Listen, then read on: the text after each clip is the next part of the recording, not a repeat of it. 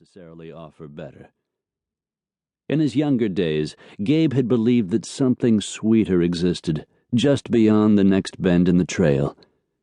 But after 33 years of disappointments, he'd finally come to accept that it was a grim old world, and a goodly number of folks who walked the earth with him were as hard put to find happiness as he was. He didn't look back as he left the shabby enclosure and stepped out onto the landing, which was sheltered only by a shingled roof that connected the brothel rooms to the tavern next door. A nice bit of civility, Gabe thought with a grimace. The fine gents of random Colorado could frequent the bar, have a few social drinks, and then sneak like thieves in the night to the upstairs rooms, where all semblance of respectability vanished as they unbuckled their belts. Then, of course, to avoid explaining the expenditure to their wives, a lot of them tried to cheat the whores out of their fees when it came time to pay. That was a fine gentleman for you. Long on looks and short on honor. Now that Gabe came to think of it, he didn't take it as a compliment to be compared to one of the bastards. He stood in the landing, staring at the snow falling just beyond the boardwalk.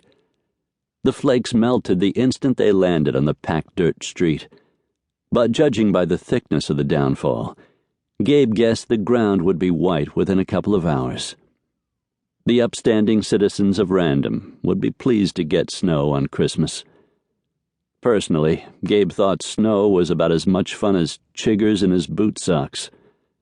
But then he'd never really celebrated Christmas properly. He'd glimpsed the festivities only through windows, and the way his life was playing out, that was how it would stay. No decorated tree, no wonderful smells coming from an oven, no gaily wrapped gifts. Gunslingers didn't get to enjoy things like that, and he'd learned long ago to curl his lip at all the falderall and pretend he wanted no part of it. As he started down the steps, he heard a whisper of rushed movement under the stairwell. Stopping dead, he hovered his hands over the butts of his Colts before he continued down the steps. As he neared the boardwalk, he grasped the railing to vault over it and dropped to the ground beside the staircase. On edge, he leaned low to peer into the deep shadows, not yet illuminated by light of day, still an hour or so away. Narrowing his eyes, Gabe quickly made out a huddled form on the ground, a ragamuffin boy who sat with his thin back pressed into the corner created by the two exterior walls of the tavern and the brothel. The child clutched his arms around his knees in a pitiful search for warmth. Memories blackened Gabe's mind, for he'd spent many a cold night as a small child under the stairwell that led up to his mother's room, a room where she'd been nice to the gentleman, frequently abused for her trouble, and more times than not, had earned too little to feed her child, let alone herself. To this day, Gabe had no idea what kind of sickness had taken her. He'd been, 5 or 6 when she died? Much too young to understand death without some adult to explain it to him. A man in a black frock coat had tromped up the stairs, followed by 2 male helpers, and they had carted Gabe's mother away on a board, her body covered by a sheet, one of her arms dangling.